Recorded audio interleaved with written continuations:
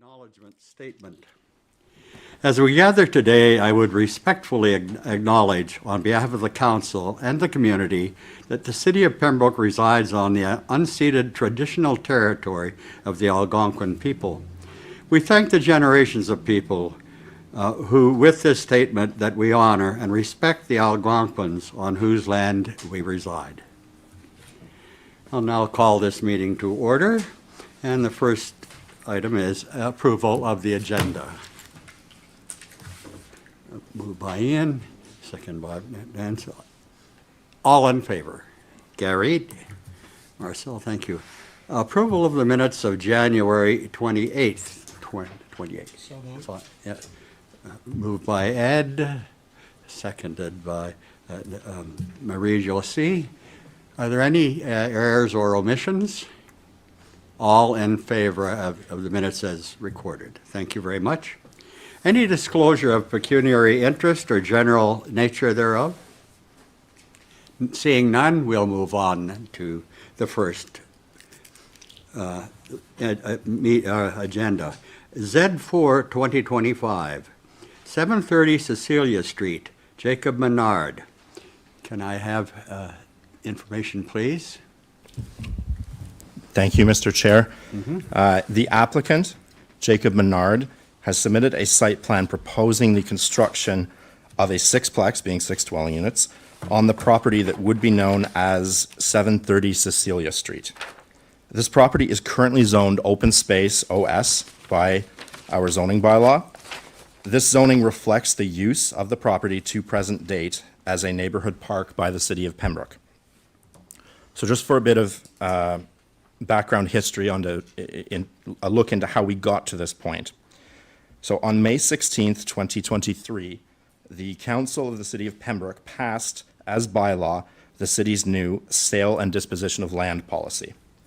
Under Section 4 of this policy, the Economic Development Officer was to establish and maintain a public registry of surplus real property assets owned by the City of Pembroke. On January 16th of 2024, the Parks and Recreation Committee of Council gave direction to include 8 of 22 identified potential parcels in this surplus inventory, including 730 Cecilia Street. In the summer of 2024, staff proceeded to create the city-owned surplus land page on the city's website. On October 1st, 2024, Council passed as a resolution to formally declare these 8 parcels surplus, which is, again, a requirement of the sale of land policy. In early February 2025, staff received an offer to purchase for this property. On February 18th, 2025, direction was provided to staff that the offer was accepted in principle and that staff was to work with the developer. On February 20th, 2025, a sale of land notice was posted to the city's website for 20 days, again, as per the sale and disposition of land policy. No comments, questions, or other offers were received during the 20-day period. So that is how this file has come to the planning department. Now, the developer is proposing a sixplex, so the proposed zoning would be residential type 3-48. This is required to specifically allow the permitted use of a sixplex.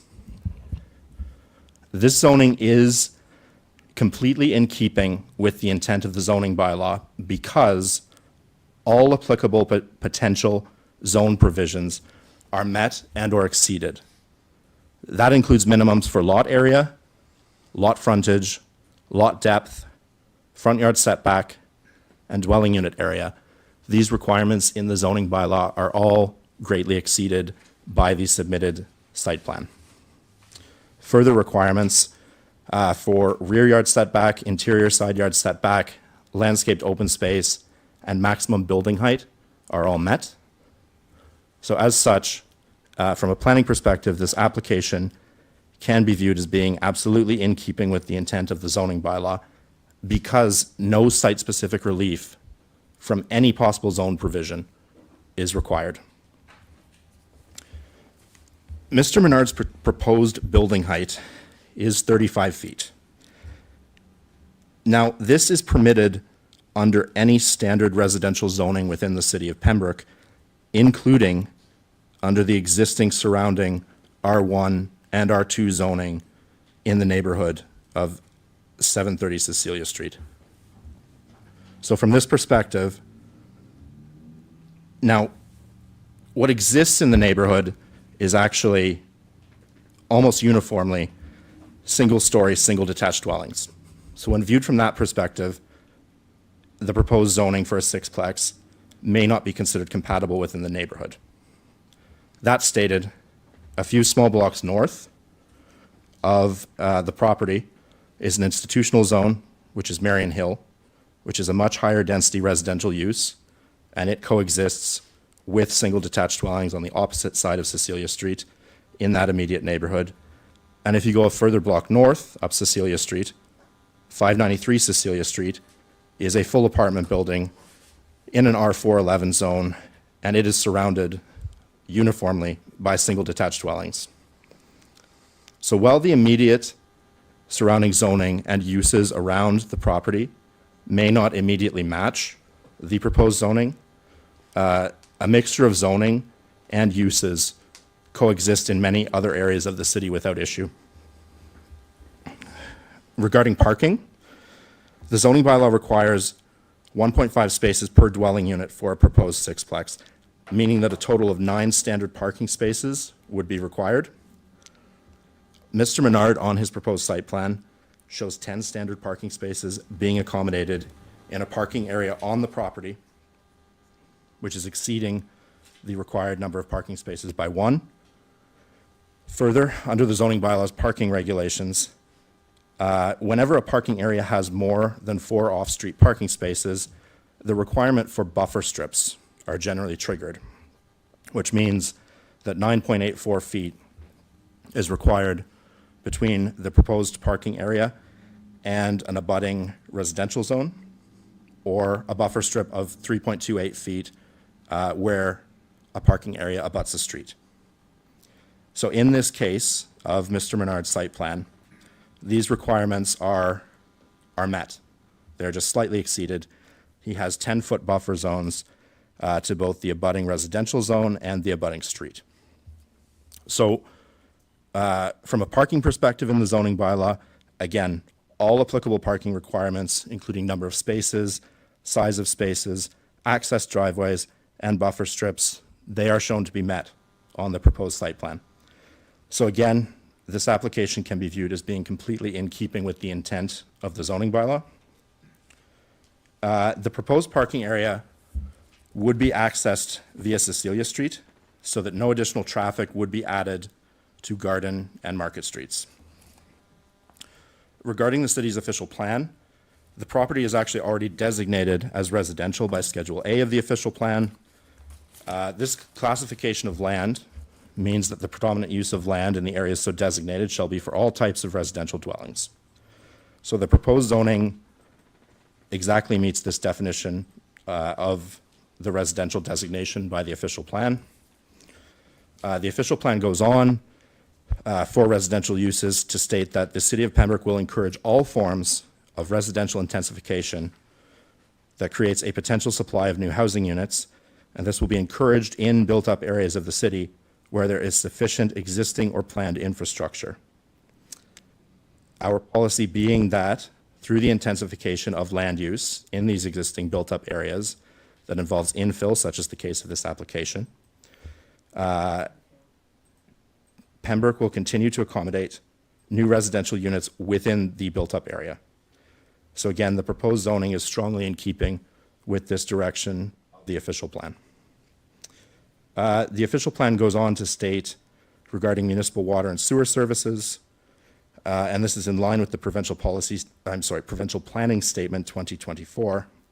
Both require that any new development be planned where there is existing access to water and sanitary sewer infrastructure. Full water and sanitary sewer servicing is available to this parcel of land. The requirement, should we get to that point, of a building permit for the proposed development will trigger the approval of the operations department to ensure adequate servicing capacity to the properties.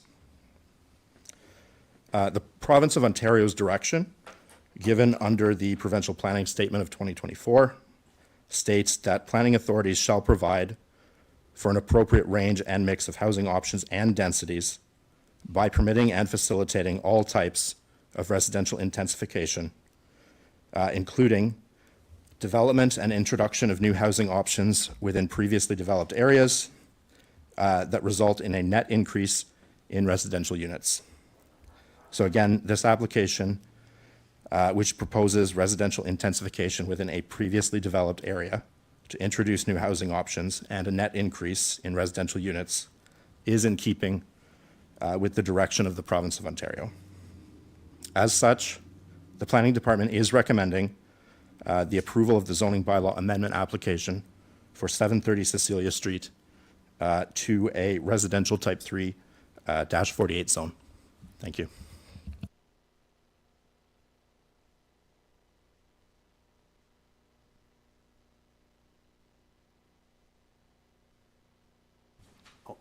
Well, I believe we have a number of submissions, do we?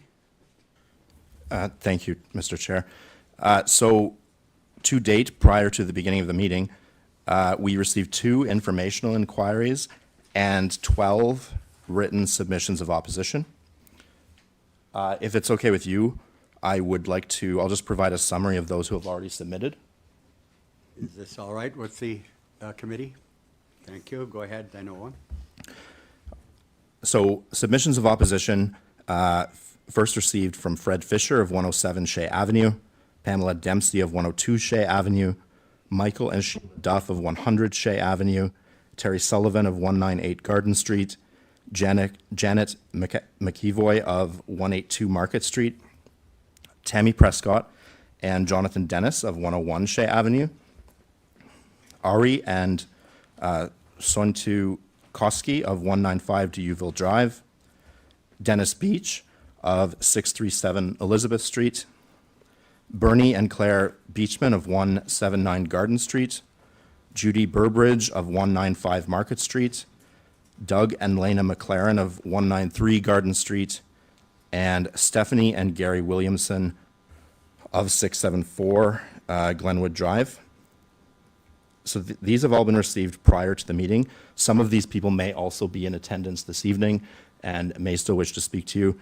A brief summary of objections. Almost uniformly, these people object to the removal of green space from the neighborhood, that the property has been designated as a park, and that residents and children use it to play, walk dogs, and use the open space that is not necessarily available in the same way at Harvey Fraser Nature Park. There are also objections to the density and nature of the development itself in the neighborhood. Thank you, Owen. Is there anyone here that would like to speak? Oh, sorry. Thank you, Owen. Is there anyone here present that would like to speak to the application? Okay. We have the applicant first. Oh, okay. Okay, we have the applicant first, please. Thank you. I guess I could speak about trying to keep as many trees as possible on the property. I know that's probably one of the concerns. Can you hear him? Can you hear me well? Or?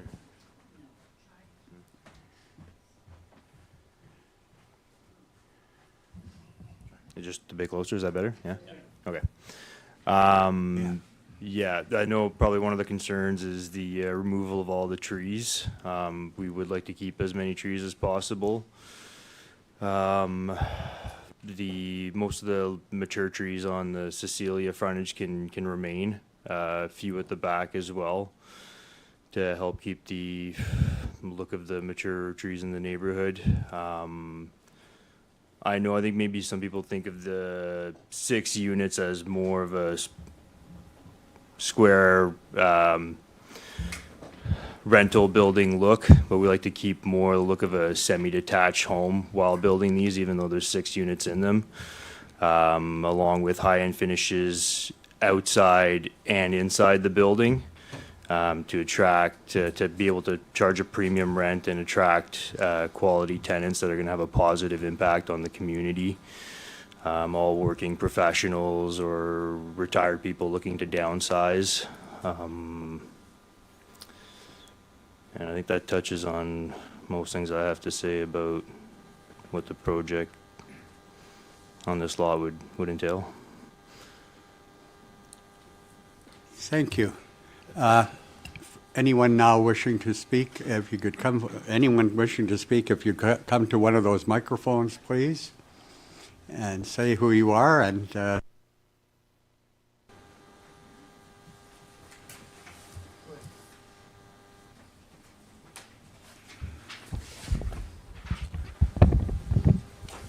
Good day. My name's Louis Schul, and I live at 186 Garden Street. I moved into my house, which I had built in 1996, and I moved into the place 1997. Now, talking to my real estate agent and the background behind that development, that was with the Grey Nuns. And part of the project or the subdivision was that the builder had to provide a tree with no cost to the owner.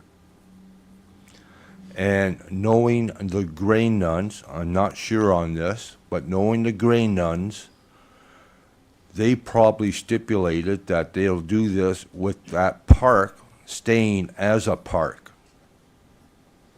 Now, that's 1997, so it'll be back into 1996.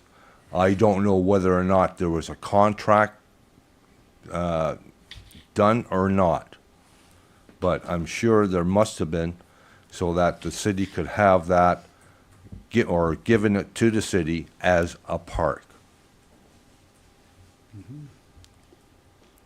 any questions from, to Mr., to the person, please? Or, Owen, yeah, first, do you want to? Through you, Mr. Chair. So you're quite correct. Under the Planning Act, which is a piece of legislation from the Ontario government, 5% parkland dedication, either in terms of land or in terms of the value of land, generally it's required to go to the municipality whenever a plan of subdivision is being approved. So you are correct in this case. This was given to the city under parkland dedication. Now, the city is not required to keep it as a park. And a decision was made by city council when an inventory of potentially viable land was brought forward to them. The decision was made that this land was developable and would be put up for sale. And that's just, I hope that explains how we got here. Okay. Thank you, Owen.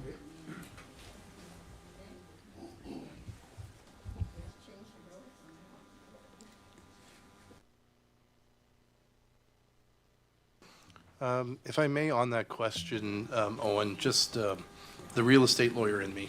So was there any specific agreements entered into between the Grey Nuns and the city of Pembroke? So not the developer, but was there any actual agreement entered into?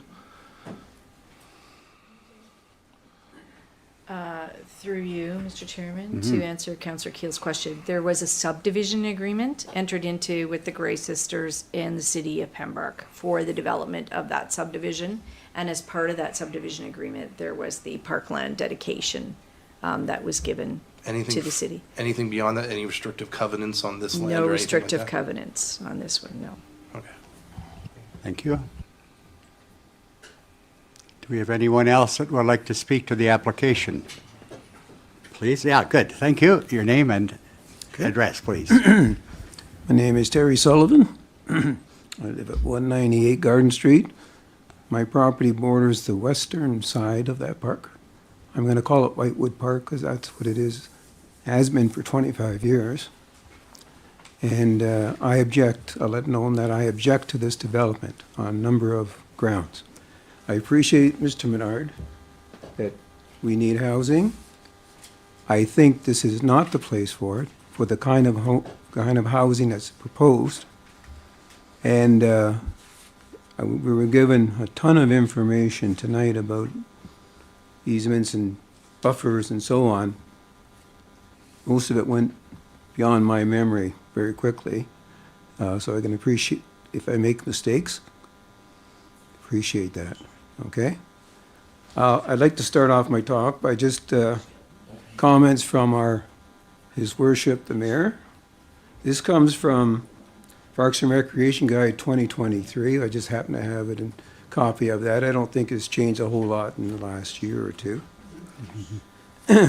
Quote, "It's my sincere wish that everyone, no matter what age, avail themselves of multiple beautiful parks and the wide range of programs offered in our beautiful city, whether it's a walk by the river, a game of tennis, skating, or yoga in the park. Programs and projects are developed in partnership with the community to bring people together, to provide opportunities for social interaction, and to foster community pride." Okay? And just as a add-on to that, and again, I don't think this has changed a lot, maybe exception to Whitewood Park. Parks around town. The city of Pembroke holds and maintains 25 public parks amounting to 142 acres of gorgeous green space. Each of our parks offers a unique experience. Some parks provide grounds for sports, while others offer a quiet space to relax and take in Pembroke's natural beauty. Couldn't have said it better. And you can see, maybe not a whole lot written about it. There's Whitewood Park at the bottom. Now, I did send an email to Mr. Hutton because I was shocked, to say the least, that I received this notification from the city. You're all familiar with that, with the, I'm sure I have it here somewhere. Yes. There we go. This was sent, and again, I was beyond shocked, because it was my understanding and was told when I bought there in 2015 that Whitewood Park was set aside as green space for the enjoyment of all the residents in that whole area. Okay? And even though it's a small park, people walk through there even in the wintertime. You'll see trails going through there. And it's mostly used as a transit, true, but it's green space. It's a place you can walk your dog. You can take a shortcut across over to Cecilia Street, Elizabeth Street, walk through Harvey Fraser Park. And it's, to me, parks belong to the people of Pembroke, not to the whims of council or the planning committee to do with what they wish. Get rid of park whenever we want. Seems to me their attitude. Green spaces are important. And Mr. Bernard, this is no reflection on you personally, okay? I know you're a businessman trying to create some living spaces, and we welcome that around. One of the things I object to is the building itself. I don't know if any of you have gone down Town Line Road and seen Mr. Menard's other building that he's currently under construction, and you can see it has a lot of space around it. It's in sort of the edge of town, and it towers up in the sky compared to, in ours area, single-family, bungalow, maybe split-level type homes. I don't know if you say it conforms to all the current regulations and so on, and that might be right, because that's beyond my scope of knowledge, okay? I admit that. But I went down there and looked at it. I took a couple pictures with my tablet, came back, and I'm trying to vision, how is that going to look dumped in the middle of that space? And I said, that thing's going to tower above my house, tower above my neighbor's house at end of Market Street, going to tower above the houses on DeVille. And it's gonna look like hell. You know, this is a really nice neighborhood. Not to saying that it won't be after, if this project goes ahead. But I'm saying people help each other out. They shovel their neighbor's driveway if they're away. You know, they say hello. They see them walking their dog. I see people all the time. People often say hello to my wife and I, because we walk all over the east end of Pembroke, almost every day in the nicer weather, and we walk at the mall the other time. And people, oh, we see you're walking today. How many miles do you walking today? We walk a lot because it's a nice area to walk through. We never have any fear of walking, and this neighborhood is a very safe neighborhood and a very welcoming neighborhood. And I'd like to keep it that way. Not that it would change. I can't predict the future, okay? That being said, again, I can't speak to a lot of the technical things there, Mr. Hutton.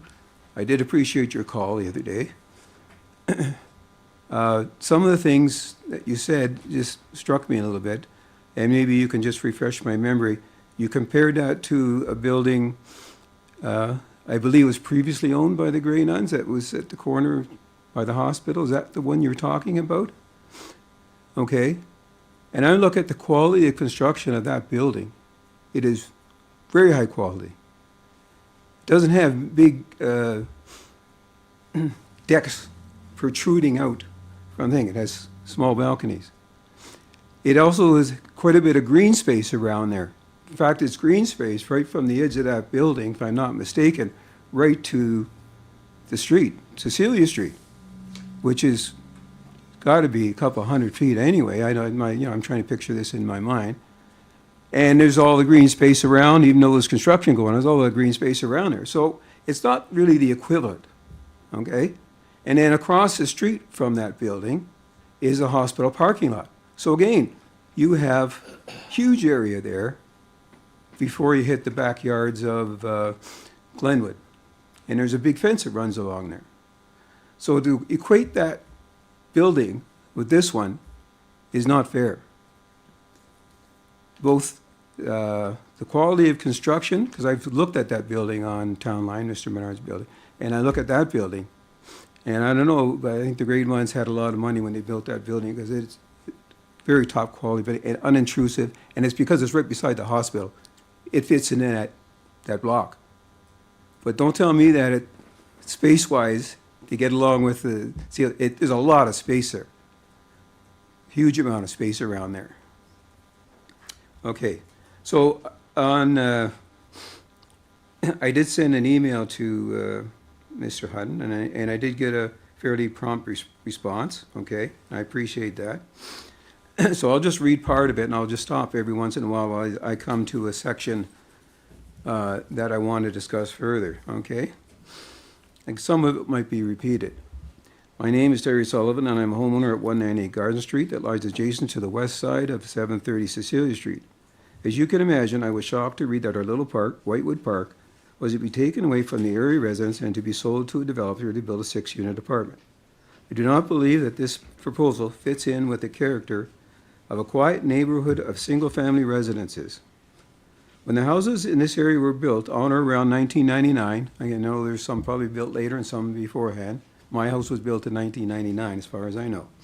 This land was designated as green space for use by the area residents. This green space is in use, regular use, by dog walkers and residents of all ages to transit and make use of open space for recreation. In fact, it was a requirement by the builder to provide such green space in order to give permission to build homes in this development, and that's been talked about already, okay? Excuse me, as I'm just going to skip through a little bit here.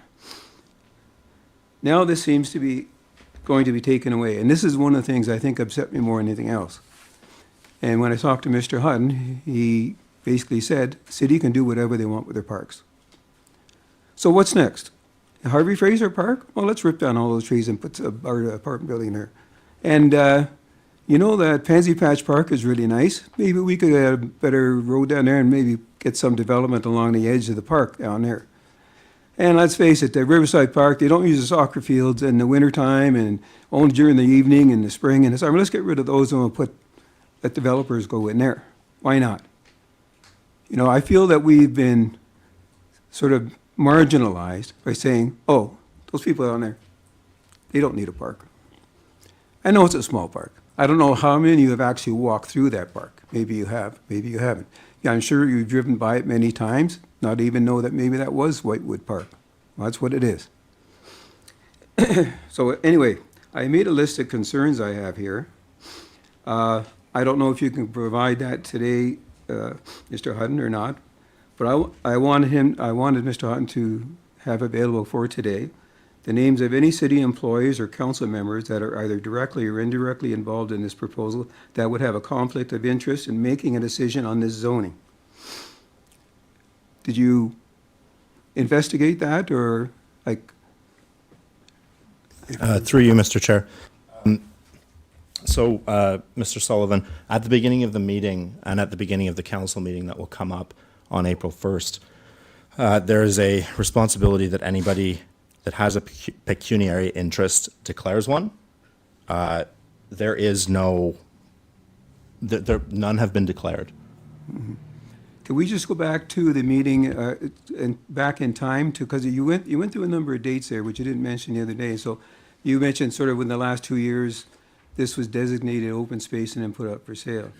Was that on the planning committee's recommendation that this would be done, and then council voted on it? Thank you, Mr. Chair. So, no, this was a bit of an omnibus presentation from the Economic Development Officer that presented. And who is that person? Through you, Mr. Chair, that is Heather Sutherland.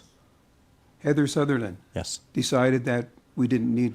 No, she made a comprehensive presentation, and it was presented to council. And council made the decision on each item, each piece of land, line by line. In the minutes from that council meeting, they are not attributed to an individual councillor, but I believe one point that was raised is that there is ample park space already in the neighborhood, with it being Harvey Fraser Nature Park, and also that no matter the size of the park or if it is doesn't have extensive facilities, it still there's a maintenance cost to it. So I believe council considered this item, and those were the comments that were made at that meeting. Well, if you count maintenance costs, it's cutting the grass every 10 days to 2 weeks. I agree. Takes about 10 minutes for the guy in the big machine to come by, swing by our place and cut that grass. In fact, I was cutting about 10 foot away from my house to make it a little nicer approach in that park. So the only maintenance I've seen in that park is the odd time there's the branches break off some of the trees, and that happens all over the city on every street. So that's nothing new. And I would say minimal cost to the city. I don't know what figure she was using, Mrs. Sutherland was using. But I say, I'm there all the time. I wave to the guy, he comes by and cuts the grass. He's got the big machine. It takes him 10 minutes to wing around there, and then he's on his way, because he doesn't do any of the trim and all that kind of stuff. That's maybe done twice a year in the summertime, growing season, okay? So the argument about that was proposed, maintenance costs, absolutely minimal. And that was one of the arguments, I guess, that was proposed. So Mrs. Sutherland, she proposed that as a cost-saving method? Please, would you just go on with your concerns then, rather than dialogue between the two Well, I of you, think this please? is the key right here. Well, This is where it started. Well, let's hear them then. Okay. Please. So don't cut me off. Well, I think there's some people here that want to hear this. And some of them are not going to have their get up and say it okay, because well, they're intimidated. well, then please get on with it. Okay, I will. What was the assessed value of the property? And who did the assessment? It was assessed by Rivingtons of Pembroke. Excuse me, by who? I'm sorry, through you, Mr. Yes, Chair. yes. It was assessed by Rivingtons Rivington? of Pembroke, yeah. Okay. They are a certified real estate Certified real appraiser. estate, okay. Yeah. And what was it assessed at? It was assessed for $139,000. Okay. what does a regular city lot go for? Because this is much more than a big, this is about, what, 3 city lots? Yeah, we don't have that statistic Don't for you. have that No. statistics. I'm suspecting that would be substantial, if you're including that as 3 city lots or thereabouts. Okay, I'm gonna move on, since am getting in trouble here. One of the things, point I wanted to make was, parks are enjoyed not just by the people that border that in 100 meters or 150 meters from the center of that property. Enjoyed by people from all over, okay? So it's not just the city, it's not just the residents of that area that have enough park, it's people from all over the area that, and some of them walk from large distances and so on to walk through all our areas. I know we walk down to the mall regularly, walk downtown regularly, we walk all over there, I mean, so, all right, I'll move on. Don't worry, don't get excited. One of the things that I wanted to be available tonight, any environmental engineering studies concerning this proposed building. More specifically, water runoff, sewer capacity, landscaping, but you've addressed you mentioned some things about buffer zones to adjacent properties and on-site parking spaces for residents and visitors. You mentioned that there's required 9.5 and he has 10 there? Something like that? If I- Owen, would you address that, please, or? Through you, Mr. Chair. Pauline? Yeah, one or the other? So the vast majority of what you noted there, including a drainage plan and all the other items, those are required at the building permit application phase. They are not required at this stage, nor are they available for public comment, generally. I'm going to make a comment about it because I know, even I was told this, and other people have been told it as well. We were told, do not interfere with any of the drainage from your property. We're all on clay there, and if you've ever walked through that park, you will notice that the ground on every side, including Cecilia Street, is sloped towards that park. That park at the lowest level is probably 4 feet below street level. Now, I don't know how connecting to the sewer works, but I would have to assume that a lot of fill would have to be put in there to raise that building in order to connect to the sewers, and I assume that's going to be connected to Garden Street or Market Street, whatever. Do you have a city engineer that has been consulted about this? So through you, Mr. Chair. Again, Mr. Terry, thank you, Sullivan. Everything you're mentioning is dealt with at the staff level in the building permit application phase. And this happens on a day-to-day basis when somebody builds on a vacant lot anywhere. All of those items are not subject of this meeting. The subject of this meeting is specifically the proposed use, and that's it. I just don't know if the city is aware of the drainage issues in that area. 'Cause I'm not the only person that this was mentioned to, it was other people. And it has occurred in the past at, I'll get the number, 205 Market Street. And I don't recall if it was after a heavy rainstorm or after in the spring runoff like it is now, that there was a sewer backup. The residents that were at that address are no longer there. It was owned by a younger fellow who worked on the base, and his parents lived downstairs. And I noticed there was a lot of activity around there. This would be probably 5 years ago, maybe 6. And I asked him, well, what happened? He says, well, our sewer backed up because the sewer drain wouldn't handle all the runoff. You got to remember that runoff comes from Glenwood down towards the curve towards Market, continues on around Market, curves around Market until it meets Garden, and then continue on along Garden till it drains out, I guess, at the end on McKay Street. Thank you. So Owen? I'm just, this is Yeah, secondhand information, okay? Yep. And I don't know if that was ever reported to the city, but that's one of my concerns.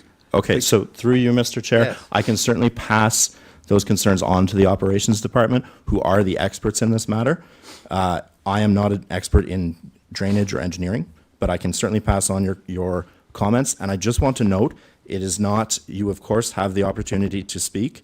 So I think everybody's happy to hear your comments. However, there is a queue of people behind you who also wish to speak. Okay, I'll move it along then. Again, I had some concerns about whether this is just the start, and then you're gonna get rid of all the parks and the hell with you. You know, the hell with us residents. We're the ones that pay the taxes, that pay your salaries, and it seemed to be just, we're nothing. We're here now, we're voicing our opinion, and I hope there are others that are gonna reinforce what I said. Again, Mr. Bernard is nothing against you and your development, okay? It's just that I feel strongly about it, and one of the reasons I bought the house at 198 is because they said, oh, it's nice for you to park there, and it's gonna be a park. I was told by the real estate agent, and I was told by, just recently by a former councillor who was on council at the time when those houses were built, yes, that is a park, and it's gonna remain a park. Well, I guess not. Okay, I will stop there now, because I've been a little long-winded. Thank you very much. Thank Okay. you. And Anyone if- else wishing to speak? If someone else? I just want to say a couple of little things. Well, my voice is loud enough. I was a teacher. Uh-huh. I'm mad about this, really mad. I'm sorry. I love Pembroke. We've lived here for 44 years. Have a seat, ma'am. Okay, maybe I won't stay so mad. We've lived in Pembroke for 44 years, and this is ridiculous. I have a house right across from where this building is supposed to go.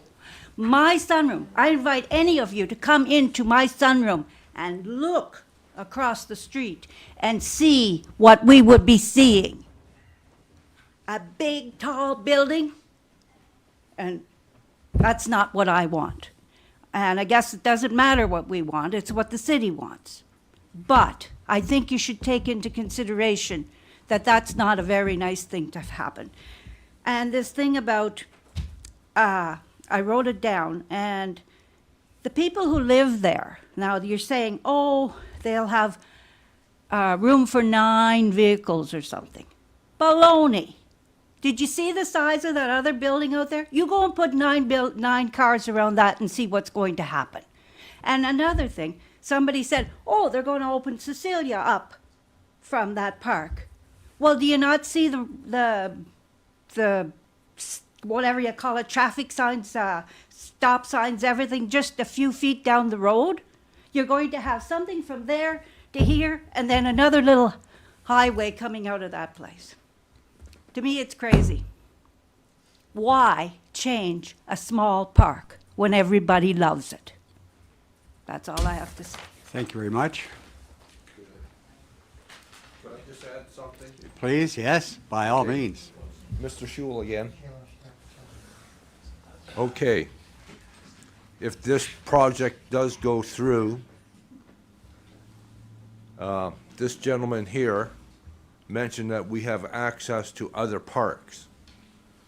Well, if you put that apartment building there, are you going to make a walkway from Garden Street to Cecilia Street? And you know what I'm talking about, the chain link fence? And so, I mean, you said we have access, but if they don't have that walkway, we don't have access to the other, or Harvey Forster or whatever, woods. Thank you. Thank you. Anyone else? Yes, please. State your name and address, please. Oh, she's going? No. Thank you. Gail Sylvester. I live at 205 Market. Apparently, the property that suffered the sewer backup, I did know there was a sewer backup, but I didn't know all the particulars of it. I do know that it was fixed by the insurance company, and then they put in a device that it wouldn't happen again. I'm hoping that it's working, but my question or my thought is, the developer who donated this land donated, I don't think he was paid when they had to allow for green space. This property kind of belongs to him. He didn't receive any compensation for it.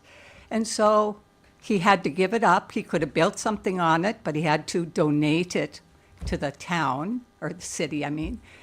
And so now he's losing out, in my opinion, from this property that he was more or less forced to donate as a park. So has he been contacted to tell them that now the property he donated is now being sold for $100 and some thousand, property he owned and had to donate? It's just a question. Oh, yes, please. Sorry there. No problem. So through you, Mr. Chair, it just so happens the Gray Sisters were notified. And they didn't demand? They didn't demand any compensation?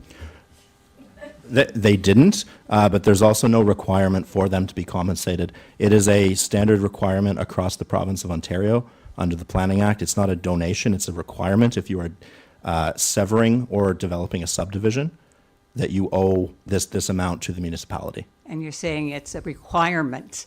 Yeah, it's not a across donation, Ontario. it's a requirement. So you can just dispense with that requirement, the city of Pembroke can? Yes. Oh, and who gave you that authority? There's no legal, there's no legal requirement for us not to. Like, there is no legal agreement that bound the land to be a park forever. Oh, okay. Well, it sounds all right. I guess I have to put up with that. I am going to Caritas Thursday.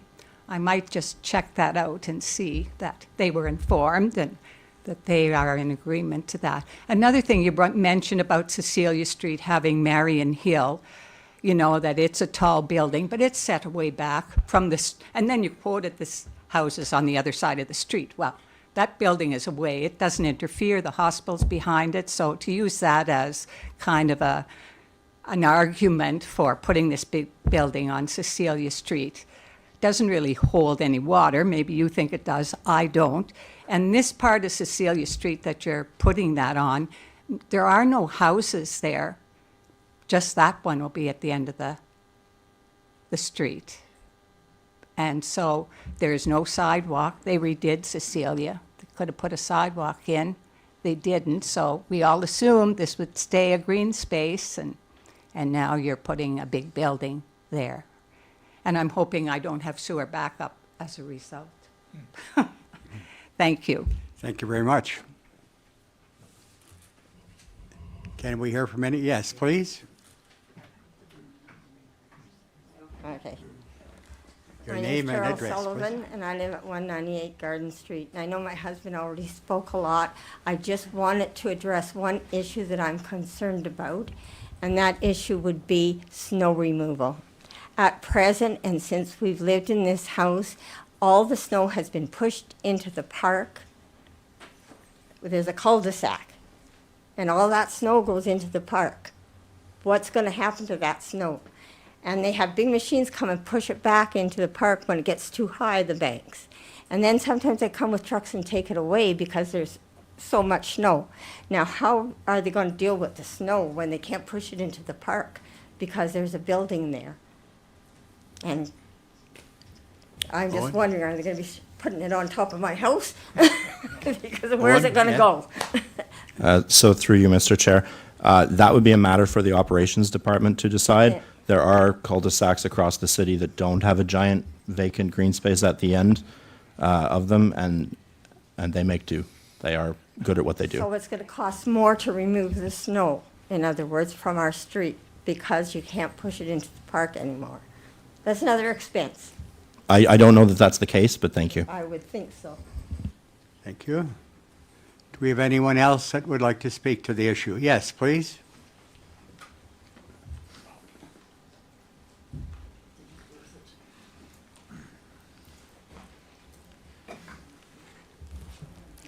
I live on Duville Drive. Can you have your name and address, please? Rick Power, 183 Duville. Thank you. And sitting here, there's all kinds of people that live on Duville, and their deck or their patio will face that building that they want to put up. They go out for a barbecue or whatever the case may be, they're going to have to look at a building that's 35 feet high. I disagree with it 150%, and I'm sure the people here are in the same boat. Thank you. Thank you.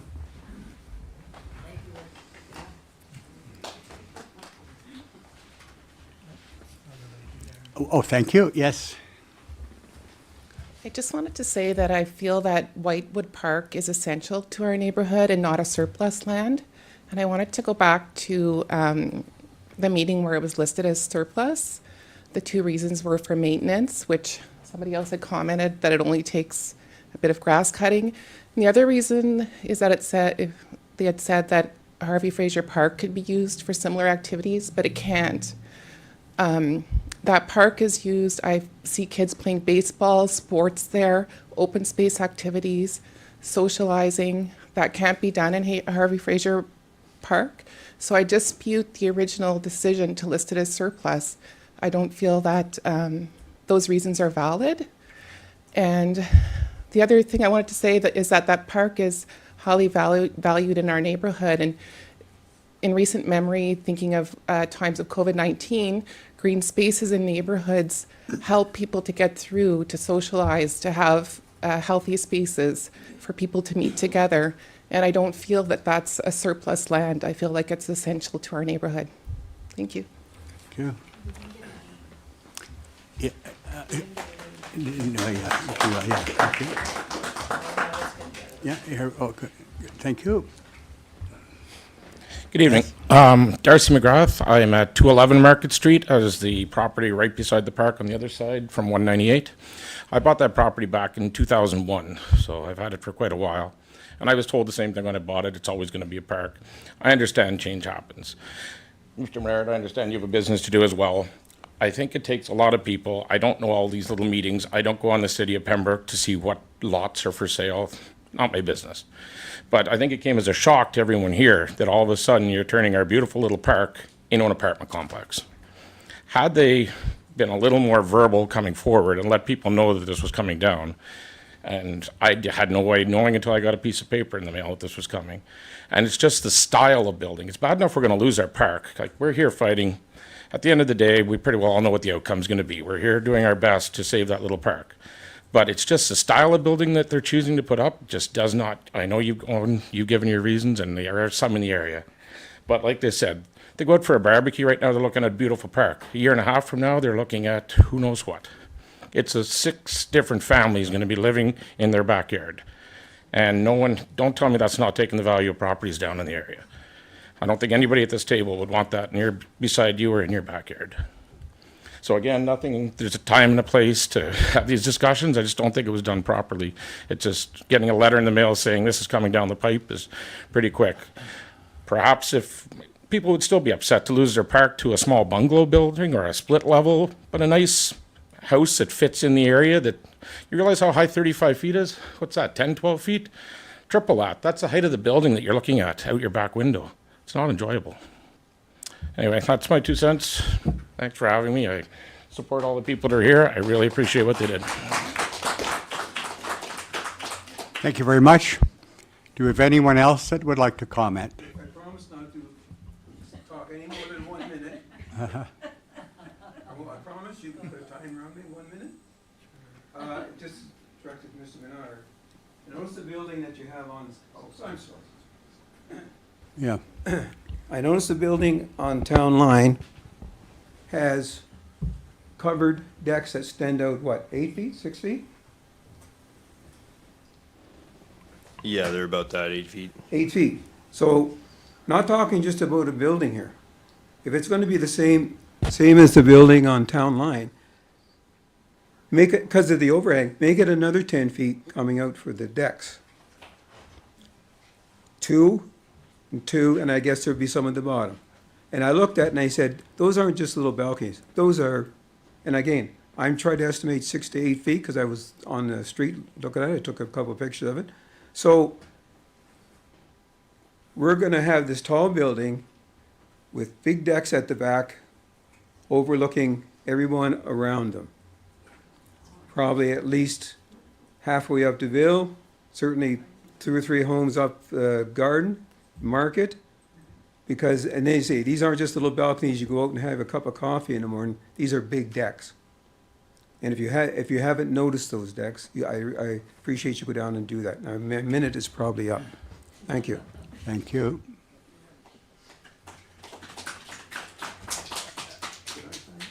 Thank you. Comments now from the committee members.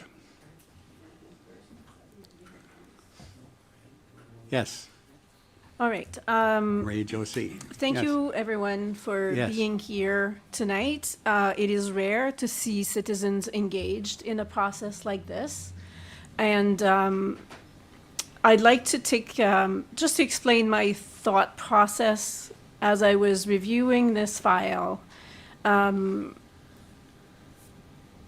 I drove through the neighborhood yesterday. I went to see the property, and the first thing that struck me, and just bear with me, the first thing that struck me was there is another park across the street, but I was still wondering why does the city, why must we sell this park?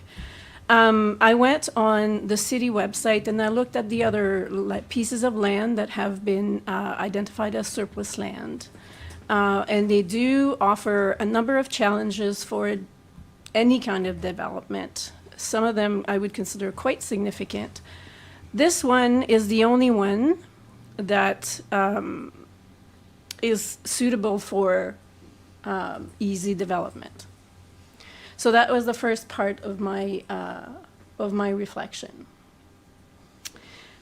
But the question about how does this park happen to become under the preview or the supervision or the control of the city, and then I did have a conversation with the planner this morning. I wanted to hear about the story, and this is where I found out that this land was dedicated to be a park. And to me, this is quite important.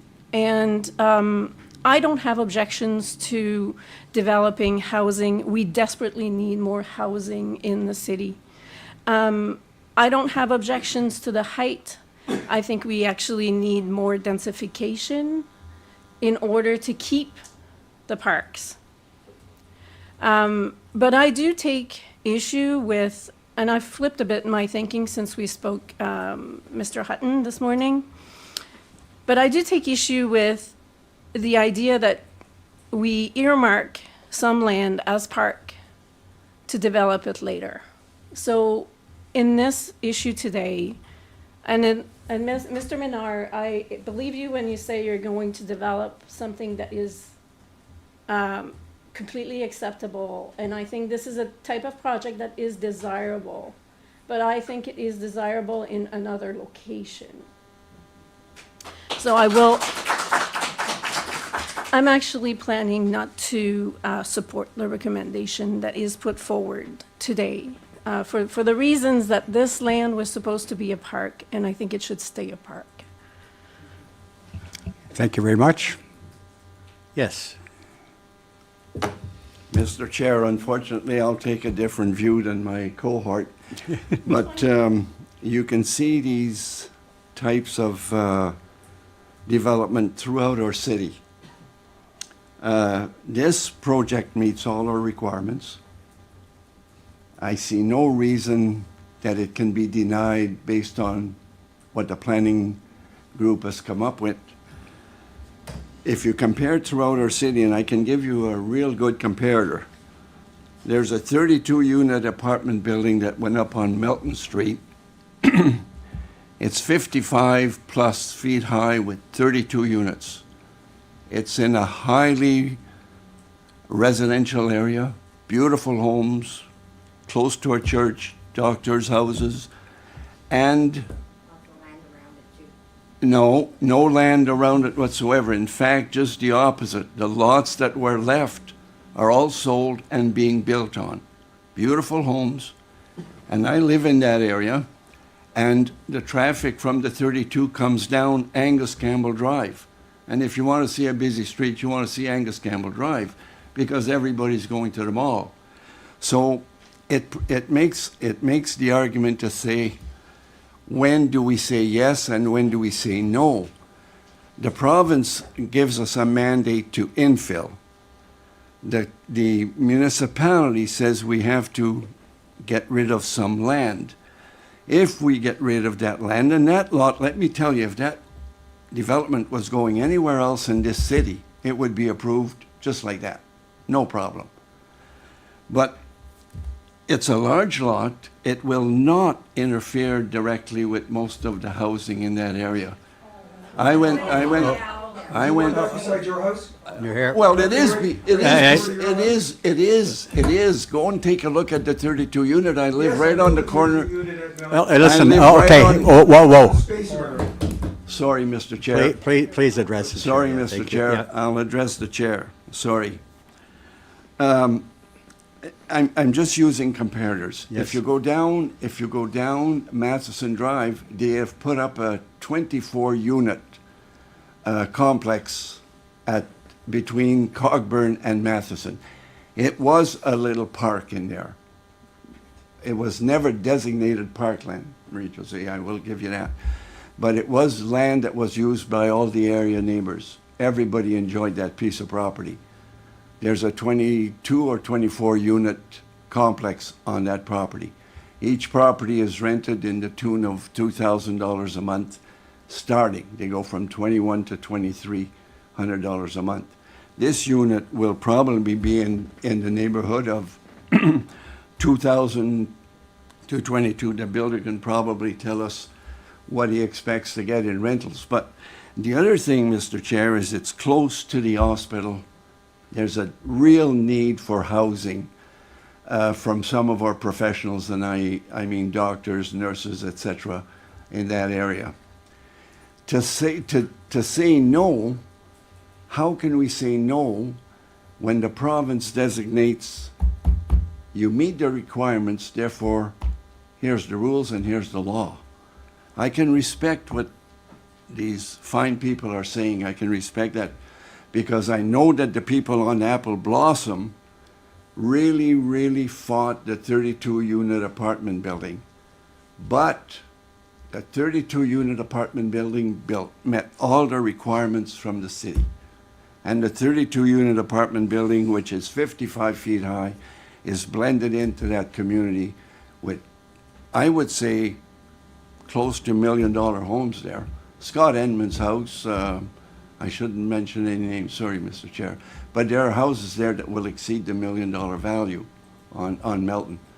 And there's the church right next door. There's everything, but the 32-unit apartment building went up, and it fits in. It has a waiting list. There's nobody complaining about it. We do have heavy traffic on Angus Campbell. However, that's part of the things that you have to live with in our community. Based on the fact, Mr. Chair, that it meets the requirements, it meets the provincial guidelines, I don't think that even if we refuse this, I think the OMB or the appeal board would overrule us anyway. That's my feeling. So therefore, I will move that we accept the recommendation as presented by planning and that we move it out to council. Thank you, Mr. Chair. Thank you. Do we have a seconder to that motion? Second for discussion, Mr. Chair. Second for discussion. Thank you, Ed. Okay, any further comments? Yes, Ian. A number of questions, actually, and it might be the lawyer in me, so bear with these. When we say the character of the neighborhood, which is one of the planning concepts, so the way that I understand it, we are governed by the Planning Act, we are governed by our official plan, we are governed by the zoning bylaw, we are governed by the provincial policy statements, and all four of those are entirely 100% followed. Then we get to more generic planning principles, as we call them. So when we say that it doesn't fit the character of the neighborhood, two-part question. Where does that stand against all of the technical legal requirements? And what do we mean by character of the neighborhood?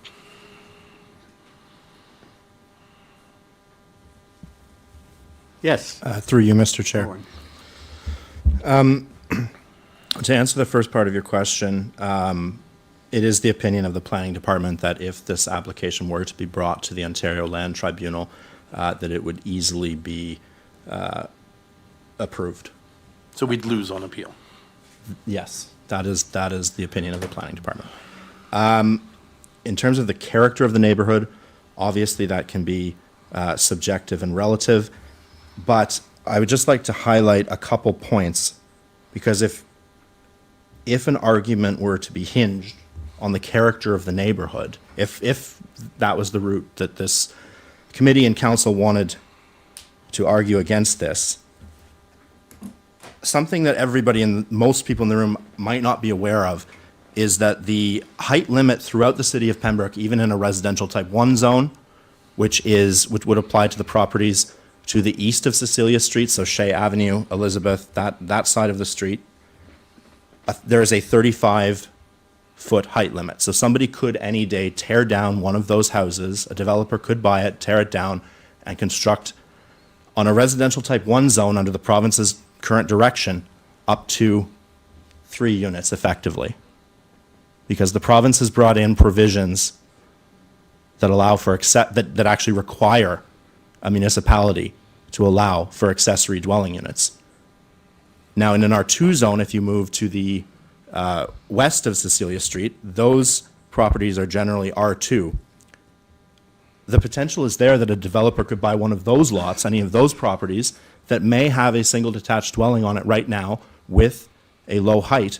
A developer could buy that and basically put up what is going up on Town Line Road. Because what is going up on Town Line Road actually meets the definition of a semi-detached dwelling with 2 accessory dwelling units per primary, so for a total of 6. This is the current direction from the province.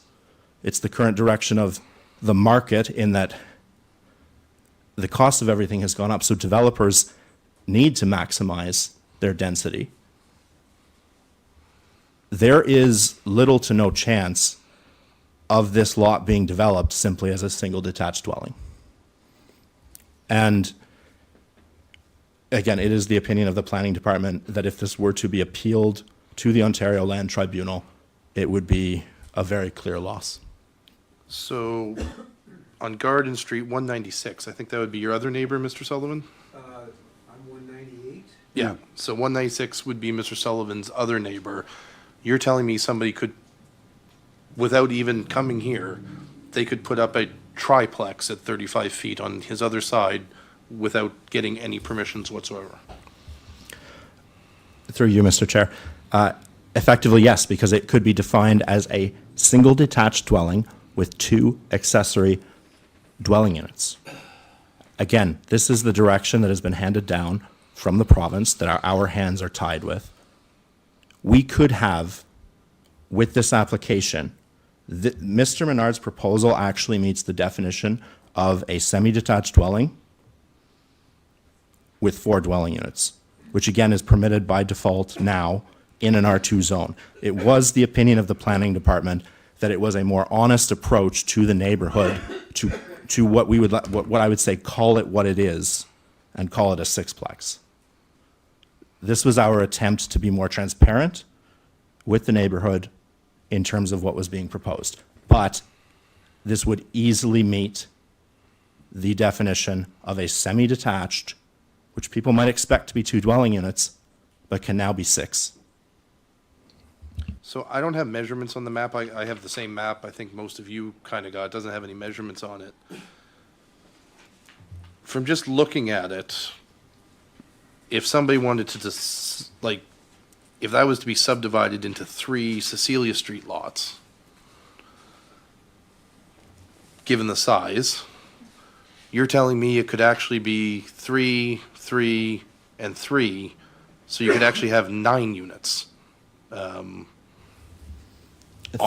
that land if it was divided into 3. Again, I'm kind of just judging here based on the map without measurements, but it looks to be about 3 lots wide. Through you, Mr. Yes. Chair, that is quite correct. I am aware of myself of other developers who were considering purchasing this lot, and I was told that they would have proposed much more. So, Okay, if I can make some comments then, Yes, Mr. Chair. please, if you would. So I mean, basically, basically I see this as kind of two separate issues. The first one, I think, unfortunately, council actually moved on over a year ago. January 2024 was when we were brought a list of, I think, 20-some properties. And I think even actually, I think Harry Fraser was actually in that list, and council was like, no, is my memory of it. So, I mean, that decision was made over a year ago. I guess we confirmed it in October, at a meeting in October. So in some ways, I guess what I'm saying is that ship is almost to some degree has sailed. And for us to change council's decision, we'd need a two-thirds majority to review it, which might be hard if a majority of council already went one way. Where I'm getting stuck, and I'm going to apologize to the residents because I know it's the lawyer in me, and I know anybody that's watched me on council knows I like rules and I like things to fit into boxes. My problem is how much this fits into all of the planning boxes. I don't know. I'll be honest with you, I'm not even sure I've ever spoken to Mr. Menard. Have we spoken? We've met once before at your office for other matters, but that was it.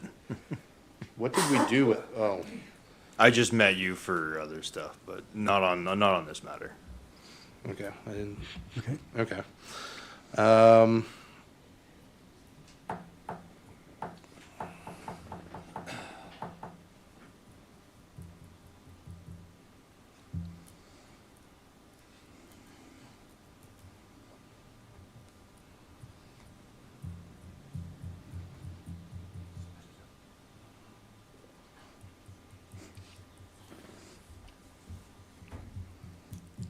Councillor Keel? Yep. Can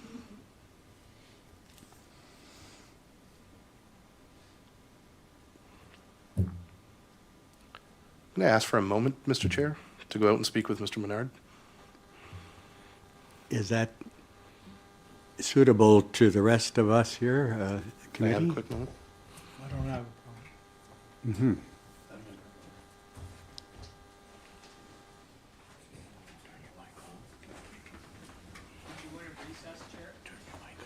Mm-hmm. Yeah, have a little recess.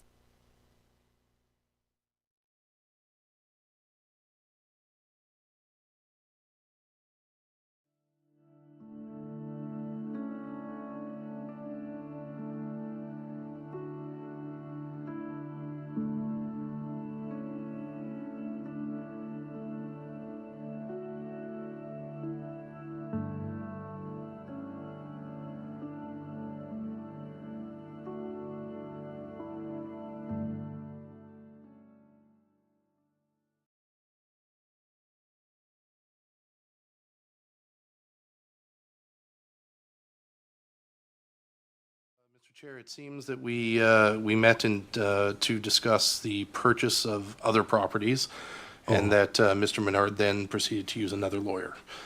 So I have not actually ever acted for him. Good, okay.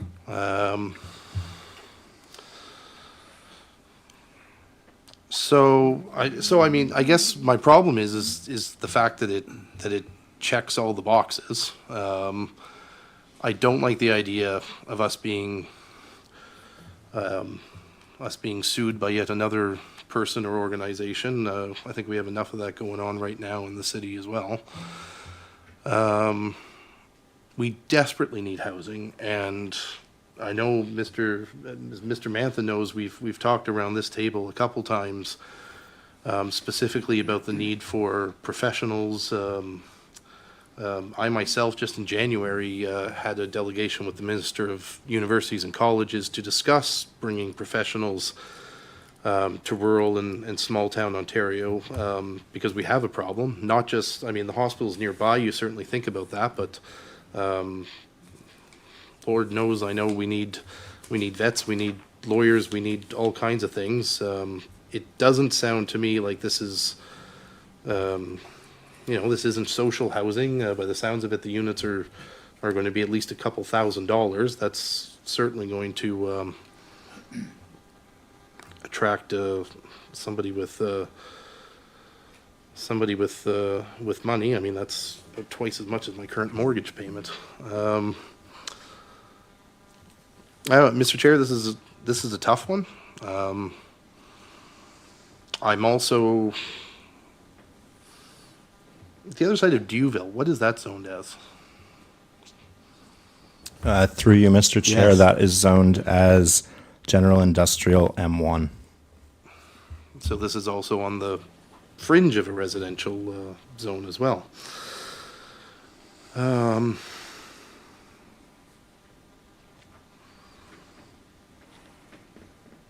Yeah, it's a tough one, Mr. Chair, but yeah, it's a tough one, Mr. Chair. Thank you. Any other committee, yes, Ed, please. Thank you, Mr. Chair, and thank you, everyone, for coming. I said earlier when I met with Councillor Keel, if you were living there, how would you feel? And we both came to the conclusion we wouldn't feel very good. But on the other hand, we're looking at that from the opposite position of being citizens and homeowners where you would be living, and looking on the other side of the fence where we have to abide by the provincial mandate and the law that has been assigned to us. We take an oath when we become councillors to do the best thing that we think would be in the benefit for all of our residents. Speaking from a personal view, I live in the west end of Pembroke, and I live on George Street. And a number of years ago, my father was a carpenter, and I would go into your area where many of the homes were built and help my dad, 50, 60 years ago, help him shingle the roofs on Shea. So I'd bring him his lunch. I knew what that was about. And I said to myself, coming from the west end, from a blue-collar section, I'd say, wow, these are pretty nice homes you're building here, Dad. And he'd say, yeah. He said, it's not, your average resident is going to be living here. And getting back to Mr. Menard's comments that this type of housing that you're building will be accommodating people of probably professionals, people that are retiring and moving into the area. At the back of my yard, I have 103 geared to income housing units. And a gentleman here said he doesn't like looking out his backyard when he's having a barbecue and seeing that building. When I look out of my backyard, I see 103 units of geared income housing. And I have to tell you, over the amount of time I've lived there, probably 50 years, haven't had a problem. And the building's 35 feet high, maybe higher. And, at night, I could see there's a light in the window of the bedroom. The person up there, I don't see them, I don't peep at them, but they can look right into my bedroom window. And you know what I do? I draw the blinds and I read my book. I mean, building has to take place. The province is mandating us to provide housing in a mix that would be suitable for everybody. If this was a 40-story building, I think I'd have some great objection. But looking at the design, I see nothing wrong with the design. I think it's compatible. It's probably better than some designs of homes that I've seen in the area that have been maybe, just slapped together. It's a professional design. And I mean, if I was retired, if I was moving into the area, I certainly wouldn't have trouble, renting that house. Now, I know you'd probably object to me being there because I'm sort of not agreeing with you. But from the standpoint, my dad worked for Peter J. Sylvester, and they built all those homes. And what the future holds, we have to look. We have to look to the future. People need a place to live. The province is saying, we don't have enough housing. So here's a gentleman coming forward saying, look, I can provide some housing. I'm going to make it look nice. So, I mean, there's got to be a balance. So from that standpoint, this recommendation will go back to council for decision. I mean, one or two people can't make that choice. But if you're asking me, do you think it's worthwhile? Where they built those geared income housing units, I used to play there as a boy. It was our park. It was 4 acres of land. We played baseball. We played soccer. and we lit the empty field on fire on occasion, you know. But when they built those houses, we lost our park. We used Riverside Park, which was down the street. You have a park close by. It's not as though you're being, you know, all parks are being eliminated to you. And we have no choice. This is we're not doing this to tick you off. We're doing it because the province of Ontario says to us, you have to have compatible housing within certain areas. If you appeal it to the Ontario Municipal Board, as Councillor Keel said, I believe it'll be defeated because the province will say, here's your mandate, here's what you have to do. And if you as an individual group had a class action suit and went there, you know, truly I think you'd be wasting your money. I think council will have to look at this with all due diligence. I feel for you. I understand where you're coming from. I barbecue and I look at a 35-foot building. It's been there for 50 years. Haven't had a problem. And I think you're going to be looking at a real nice building rather than what I'm looking at, some dilapidation and work that's needed on much-needed building in the social housing units. Thank you, Mr. Chair. If I may, from the chair, I faced a situation when we moved back here or moved out of our house that was single family into an area, and right behind me was a bush. Now there are probably 40 or 50 units on this parcel of land, and that's only 8 years ago. We all think not in my backyard, but the unfortunate part is that this plan meets all the requirements of the province. I think that if I'm asked to vote, and I will be, that I have to say that we have to go with the Planning Act and see that this, at least from this committee, goes to council for approval. We're simply an advisory committee, and there is an motion on the floor. Are we ready to vote on the motion? All in favor of the motion? Opposed? Okay, that's 3-2. The motion is carried. Thank you very much. Thank you, people, for being here. It's a tough decision. Guys, so, sorry, you have a question?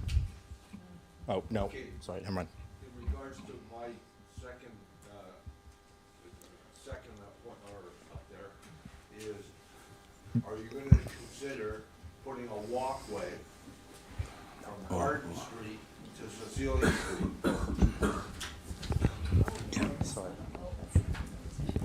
Yeah. Sorry, okay. Yeah. Okay, I have your name and number. I don't know if it can be added to the application at this point. I just want to point that out, that, see, you're saying that we have access to the other park there, Harvey, whatever, I can't remember. But anyways, if you cut that off, we don't have access to that park. Okay, I will make sure that your point there is included as this moves to council on April 1st. Okay, thank you very much. Just a note to the room, this is a planning advisory committee. Yes. And this application moves now to a public meeting of council on April 1st, which is again open to the public. The written submissions of opposition will be submitted to all council members, as well as the attendance and the words that were said tonight. But you are more than welcome to attend on April 1st as well and speak again and address council. I suggest we break for a couple minutes, Yeah. Mr. Chair. We'll while- take a couple of minutes break, please.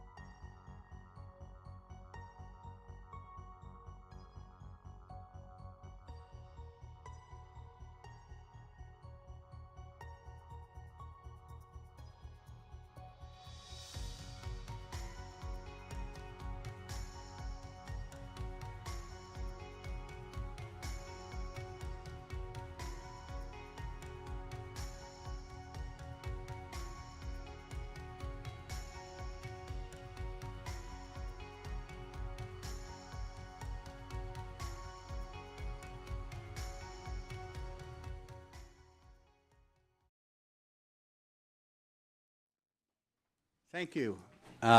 If the meeting is now back to order, and the second thing on our agenda is Z3 2025, 570 Elmira Street, Brian DeCare. Brian, you're with us, right? I am. Thank you. Owen. That was quite the show. Thank you, Mr. Chair.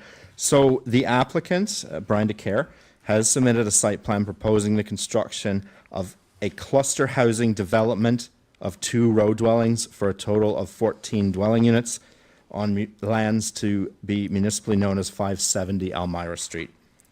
The lands that are to comprise this property are currently zoned residential type 2 by the zoning bylaw. This zoning generally permits up to 2 primary dwelling units in the form of either a duplex or a semi-detached dwelling.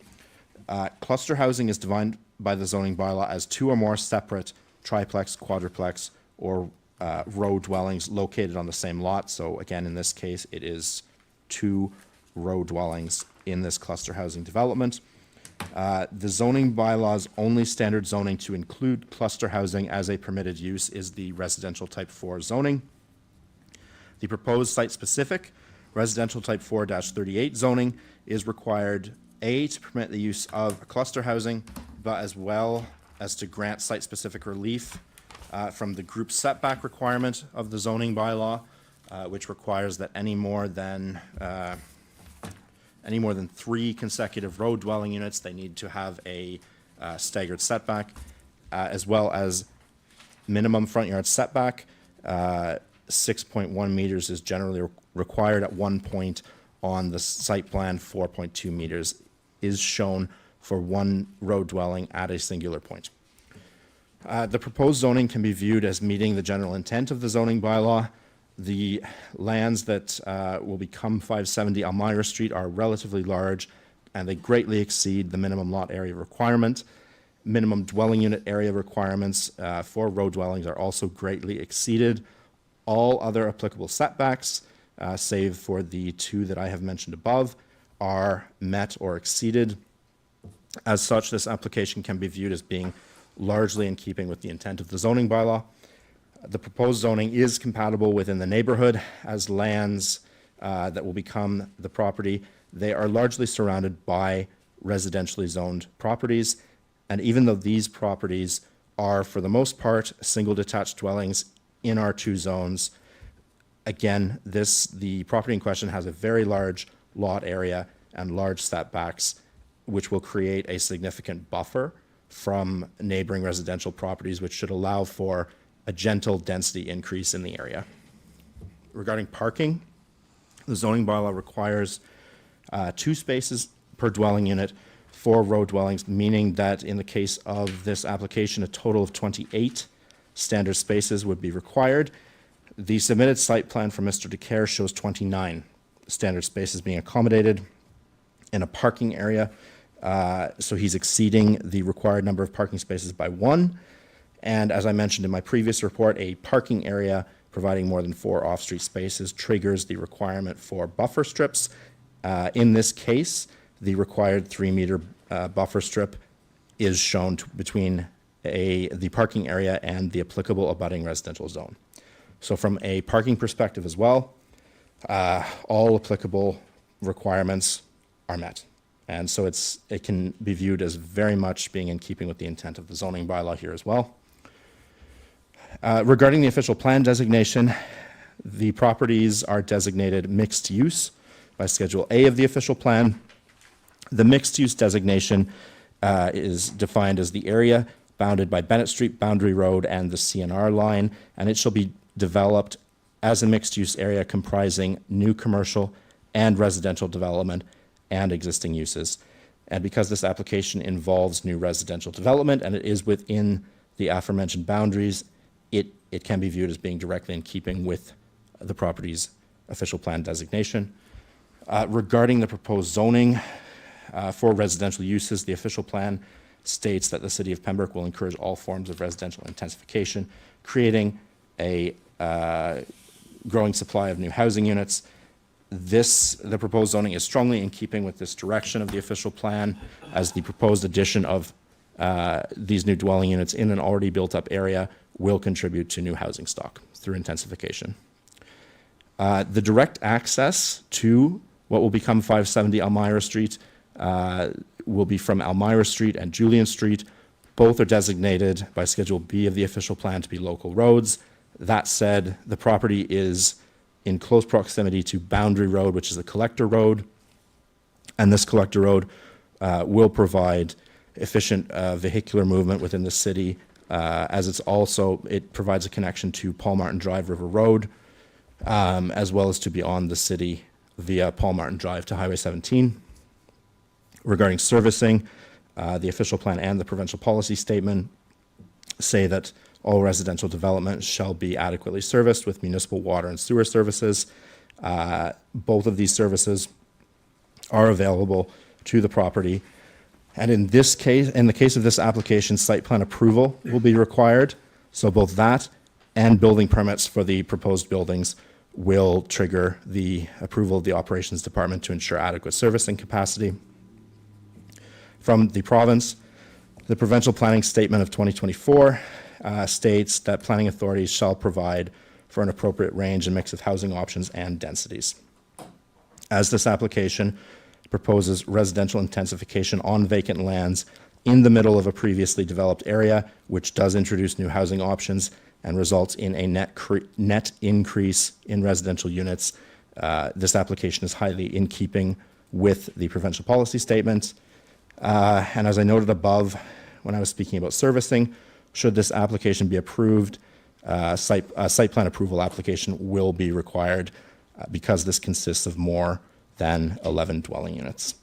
And the planning department is recommending the approval of this zoning bylaw amendment from an R2 zone to an R4 special exception 38 zone. Thank you. Thank you, Owen. The official question is, who represents this application and do they wish to comment?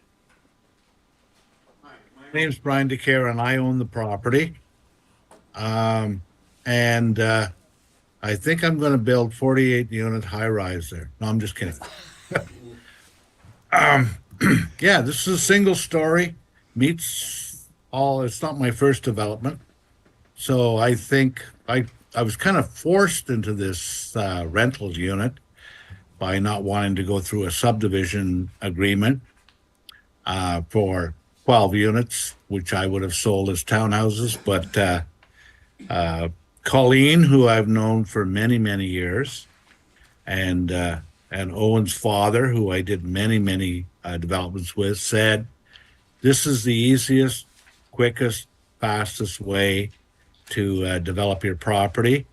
So I'm glad I have the support of the planners and the planning department. I think it's all single story. There's no high rises. It's a very easy development for me to do, and I plan on starting sometime in late June. Thank you. Questions or comments from the committee? Yes, Ian. Thank you, Brian. This is a lot easier decision than the last one.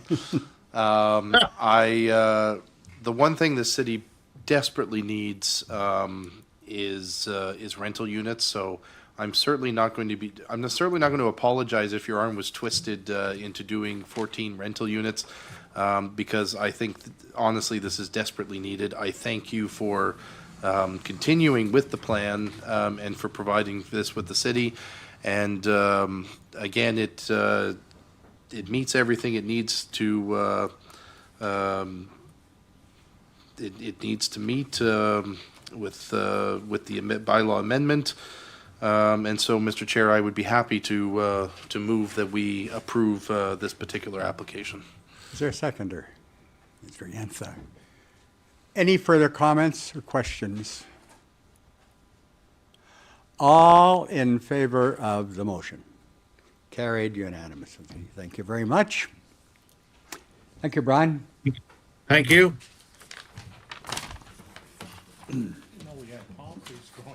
The next one is A1 2025, 321 Fraser Street.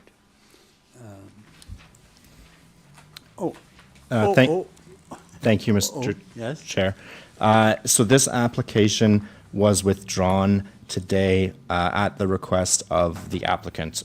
So it was removed from the most recent agenda package that went out today, although that was incredibly close to the meeting time, so I'm sure some of you haven't viewed that version. But it has been withdrawn at the request of the applicant. Thank you very much. Past decision updates. If you would. Thank you, Mr. Chair. So at our last meeting of this Planning Advisory and Adjustment Committee, 2 applications were heard, one for 1 and 101 Howard Street, and another for blocks 614 and 615 of Gulfview subdivision, both from JP2G Consultants, Inc. These applications at the recommendation moved to a public meeting of council on February 4th with the recommendation of this committee. Following that date, the amendments were approved as bylaws on February 18th, 2025, and they have successfully passed their 20-day appeal periods and are now considered final. Thank you very much. Next meeting is slated for Monday, April the 28th. Is that okay with everyone? Then I'll ask for a motion to adjourn. Yes, thank you. Marie, seconder, all in favor? That's it, folks.